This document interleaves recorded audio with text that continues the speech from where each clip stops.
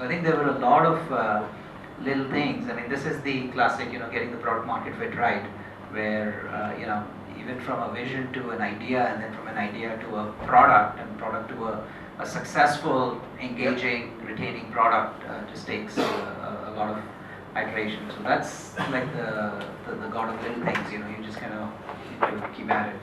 I'm sure. I mean, a lot of early stage startups here would have a lot of takeaways in terms of how to build that customer confidence, how to create the user stories, how to highlight the success stories, and kind of handhold them in the early days to make them successful so that you are successful. Yeah, I think one of the most common themes I'd say is you just listen, and listen really, really carefully, and know also when to use what you listen or to ignore what the customers are telling you, right? So we make, of course, we look at the data, and these days, I mean, the data tools are so much better than they used to be. So the data and the analytics, what are the close rates, the conversion rates, where is the drop-off, why is the drop-off, A/B testing, if I put this keyword instead of that, would it work, and so on. So, the analytical stuff, the quantitative stuff is really good. But on top of it, you also need to do the qualitative stuff. I mean, we get on, we do innumerable number of phone calls, right? Because, the data tells you that something happened, but it doesn't tell you why, right? And you can guess and you can infer, but it's so much better to just have the customer tell you. So we just send out emails, the customer support team would send emails, and we would just listen in or just talk. And sometimes they're happy to have the founder talk to the founder and give them real feedback, saying, oh, this is broken and that doesn't work and I hate it, and so on and so forth. But just in the process of listening, firstly they're like blown away that somebody's actually listening. And then secondly, if you can also do your A/B test. Okay, so suppose if we change it this way, suppose if we had an escrow mechanism, or even if there's a dispute, suppose we did this differently, would that have been better? And just that in the process kind of tells you, right? So that's the useful stuff. That's where you can listen. The place where you can't listen to the customer usually is when you're creating version 1 of the product, right? Because the version 1 just comes out of the vision of the founders. And it's, Steve Jobs probably never asked anybody saying, okay, what would you like the phone to be? Because if everybody's used to a Nokia-like phone, we are all going to imagine phones with other keyboard, with other buttons and other things. And he's like, no, I just, I have a vision, I'm just going to create, iterate. So you create the first version just by yourself. Now, after that though, they tested, dozens of variations as to which is better, which form factor, which size, and so on. That's where it makes sense to listen. But there are places where, even as sort of Henry Ford famously said, if I asked what people wanted, they'd have wanted a faster buggy or a faster horse carriage rather than a car kind of thing. Thanks. Yeah. So go. So I just wanted to switch the gear because I also wanted to cover. So one side we have Elance as a global company that became a market leader and is still industry leader. And then things were going fine, right? And you had dot-com bust, and you guys survived through that. But not only survived, but kind of reached to the apex of success. And then after a few years, you decided to move, and start yet another company. Right. So the reason I wanted to bring Webaroo now in picture is because now, taking two examples, I wanted to kind of go through the journey of fundraising and the talent and things like that. So you can give both examples. So tell us, what was the trigger to move or graduate from Elance and start yet another company? Yeah, also sure. I think so. Firstly, Elance was quite a roller coaster, right? It looks successful in hindsight, but while we were there, we had so many near-death experiences. And frankly, I think I always wonder. Let's say even when I think whatever I have been able to achieve, was it related to intelligence and academic record and so on, or was it just sheer persistent doggedness, if you will? And frankly, I would think it's a lot more of the persistence than it is of sort of analytical skills, if you will, because you just don't give up. I mean, you kind of have to say, okay, there has to be a solution, because what happens in the, as you know, right, it's even worse when you have a good track record. So in school, I mean, it was easy in a way, meaning if you're good, And if you know the stuff and you get good grades, life is easy, right? Teachers don't bother you, parents don't bother you. You can hang out with your girlfriend and nobody complains, right? It doesn't work that way in the business world, right? And it actually hits you even harder, like saying, okay, I'm bright, I'm working really hard, I'm thinking of all these things, and then the damn customer isn't doing what I want him to do, right? Or not in as many quantity.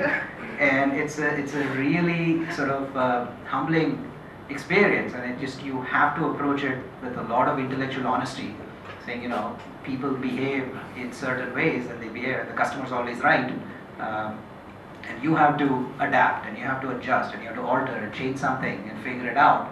And after the 5th or the 7th or the 10th time it doesn't work, you're like, what am I doing wrong? And it's but the problem is, it's nothing wrong, it's just that it's completely uncharted territory. Yeah. Okay, nobody knows, and you have to figure it out, and it's just such a huge sort of obstacle course that it ultimately is, I guess it's like the military courses or something. It really is a test of persistence and endurance more than it is of any skill or ability kind of thing, and saying, okay, so you just have to take a break, go hang out with friends, forget about it, and then approach the problem again with a fresh look. So I think it's really, really important. So I think at Elance, for example, right, we had raised 12 million and then another 50 million, fortunately just before we, our round closed in about June or July, and then in October, sort of the whole dot-com bubble, the stock market crashed. But fortunately, we had enough funding. But the problem was, in anticipation of continuing market success, we had hired like 150 people, and now suddenly the market collapses, there's no forecast of revenues, you can't sustain that cost, so now you need to let like 75 or 80 people out of the 150 that you have just go instantly. And just yesterday you were selling all of them how wonderful and beautiful it will be, and now you will go tell them, saying, oops, I was wrong, or the world has changed, and so on. So I think there were a lot of lessons around that as well. We in fact, I think for a brief period we thought this was a little more B2C, but the conventional wisdom, if you will, was that B2C is dead, B2B is where the money is, because businesses, enterprises still have the money. So we actually focused on the B2B side. We developed some service procurement software. So for about 3-4 years, we developed service procurement software, selling it to large companies like GE, BP, FedEx, and so on, which also became a successful business for a while. But by that time, it was becoming really large enterprise stuff, which I had no background in, or not as much experience or even interest in, and so on. So I think that's where we hired sort of a new management team, and I was still there for quite a few years, but finally in about 2005, 2006, I was getting restless. So that's when I, met my co-founder for the second company, and I started it. But just to finish the Elance story, right? So then, after some time, Oracle was consolidating the space, so even that space changed. So Elance actually ended up selling this B2B software business to somebody else and refocused on the original marketplace that we started with. And since then, the amazing thing, or the funny thing is, the marketplace has consistently grown in revenues, even during phases where we weren't as focused on building the marketplace, which to me is a great sign of a phenomenal product, right? I mean, the product market fit was there. The customers loved it, the freelancers loved it, everybody was using it, and it was continuing to grow with repeat customers and so on, even when we weren't, as focused on it. So once we focused back on it, it just continued to grow, and I think recently it merged with Odes, which is the other competitor. So between the two, now it's a very dominant player now in this freelance marketplace. I think there's about 8 million freelancers, and I think when we were talking, it just struck me that, in a way we've created like millions of entrepreneurs in like Philippines and Bangladesh and Brazil and Turkey, and you don't think of these places, or they may not be sort of billion-dollar companies, but each of them, I've met so many companies here which are like 100, 200, 500 people, employees, doing software, got their start on Elance, and still about 60-70% of their business comes through Elance, and they're multi-million-dollar companies in revenues and valuation kind of thing. So really, it's interesting, and I think with hindsight, a lot of people say you kind of overestimate the short term and underestimate the long term, right? So I think I expected Elance to grow a lot faster in the beginning, and it was very sort of frustrating to put it in the least.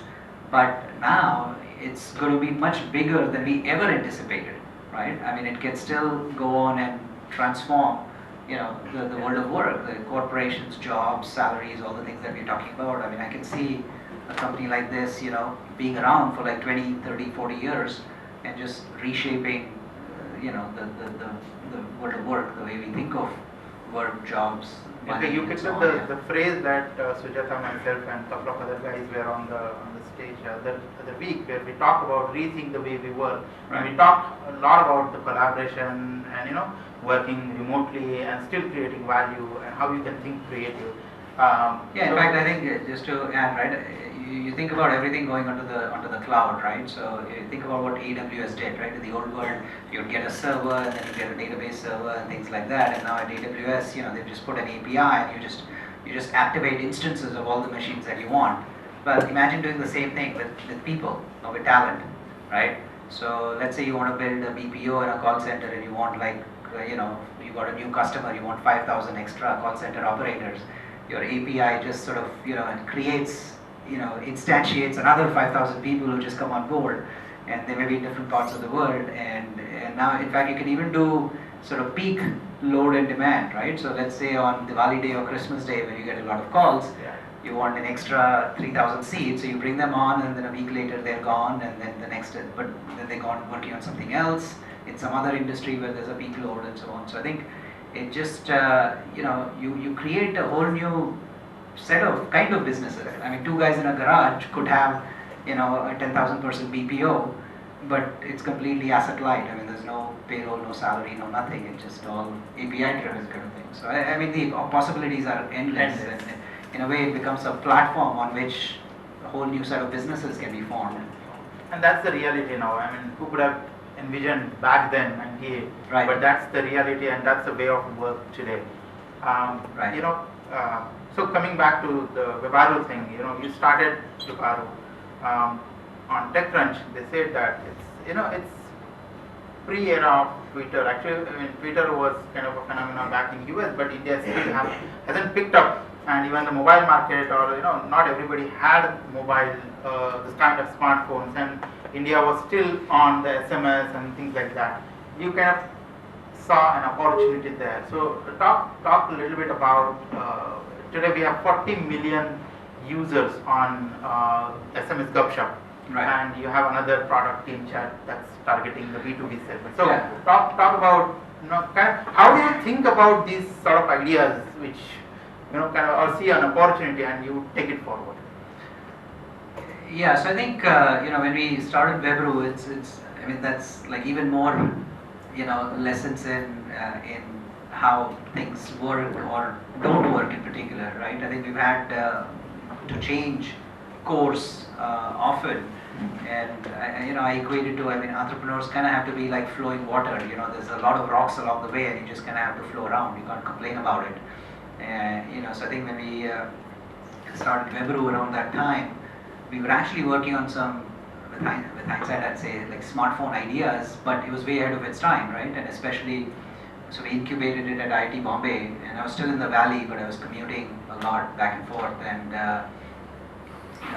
I think when we looked at the market here, everybody just had, the amazing thing was the mobile revolution was happening, right? But the not so great thing was it was all feature phones. Now on feature phones, the only way to communicate with lots of people is SMS, right? There's nothing, voice or SMS. And so if you want to build a huge content company, I mean, so we said, okay, SMS could be the transport layer, the equivalent of HTTP, right? Where you can send messages to anybody on any device, because that's the only universal way to do it. And once you have that, what can you do, right? So we said, okay, if you want to send content, news or information across different topics. So we actually came up with an idea very similar, almost identical to Twitter, also around the same time, just as they were getting started. And in fact, they were also inspired by SMS. But being being focused on the valley, it became a web product very quickly, while ours remained an SMS product. Okay. So, the good thing was it was inherently viral, which also with zero advertising, we were able to scale it up a lot. People told other people, who told other people, and so on. So, and some of you may have tried it or used it as well. I mean, the phenomenal thing was over the next 3-4 years, it grew up to like 60-65 million users. You know, where people would publish like jokes and shairis and even news and content and so on, all of it on SMS, and anybody could publish or follow. It was also user-generated content, right? So while that was happening, some of the frustrations of doing business in India, especially in telecom, is so SMS is so heavily dependent on what the operators do and what the regulators do, right? So so as our volumes and usage was growing, the operators said, "Wow, fantastic! If we just raise the prices by a little bit, we could make so much more money." Right? While our assumption was the exact opposite. As scale increases, and ultimately some of these are like capex, really, once you have set up the infrastructure and so on, the cost of the incremental message should be asymptotically down to zero, right? And while they saw a golden goose, that so they got aggressive. So instead of prices going down, which was what our assumption was based on, they chose to increase rates. And the regulators, again, I mean, the less said the better, but sometimes even with the best intent, some of the policies are implemented poorly or in confusing ways. So I think on pricing, they came up with some interconnect charges, which were, we believe, much higher than the economic cost, if you will. Also, in their infinite wisdom, they decided that advertising or commercial messages on SMS is not good, right? So along with that goes our business model, right? But it doesn't matter that every medium ever invented in history has always been supported by advertising, right? So anyway, so it's sort of, there's only some things you can argue, right? Talking about frustrations, and I mean, you can't talk sense. And so it was well intentioned. Yes, there was a problem around spam, but it's like saying, okay, because email has spam, we're going to stop emails, or we're going to charge 5 rupees per email or something. I mean, what I'm saying is, it's good intention, poor execution, and it's sort of false trade-offs. I mean, maybe we could figure the right way versus the wrong way. So anyway, I think as an entrepreneur, you say, okay, you kind of move on. So one of the things we did was, instead of the consumer side of the business, we took all the technology and the platform and kind of focused on the enterprise side, where enterprises, so banks, airlines, taxi companies, social media companies, every time you book, you get those text messages. Now we have the platform, cross-carrier connected, high latency, highly scalable, all the good stuff. So we started selling it to businesses who would pay us, and then we pay the operator. So that's how that helped us build a scalable, viable business. But it was now, instead of the consumer thing, it was more an enterprise-focused thing. And then as the smartphone, so that business is doing very well. I think we are India's sort of largest SMS aggregator. Gupshup is the brand that it works under, and about 40% of the text messages sort of go through our platform. And meanwhile, as smartphones came about, even there we saw a very interesting opportunity. I mean, I think if you think about it, mobile messengers are clearly the number one use case on smartphones, right? Between WhatsApp, Line, WeChat, Kakao, I'm sure everybody uses one of these apps. So these apps are great. They're great for consumers, but not as good for businesses, right? The number one problem is the group size is limited to 50. On WhatsApp, it's limited to 50 people. What do you do if you have thousands of employees, right? If you're or even like hundreds of distributors and so on. So you can't use that. The other big problem is clutter. If you ask a question on WhatsApp and 50 people reply, you have no idea who's saying what, right? And chances are you'll want to leave because it's terribly confusing. Now, if it's alumni groups and friends or hockey team or something, that's okay. I can tolerate that. But in business, I mean, it's you go crazy. Exactly. So I think so what we figured out is a clever way to reduce the clutter and therefore support teams of unlimited size. So, and I won't go into too much, but just a couple of quick minutes, and you guys can try, not to advertise, but you can try download it and see for yourself. So in Team Chat, for example, if you send a message which says, okay, how much sales did we do today? And when people reply to that message itself, that message will automatically update itself with the aggregate total of all the responses that came in. So whether it's 2 people or 2,000 people replying, and just one message in the conversation thread, which shows you just the aggregate. Okay,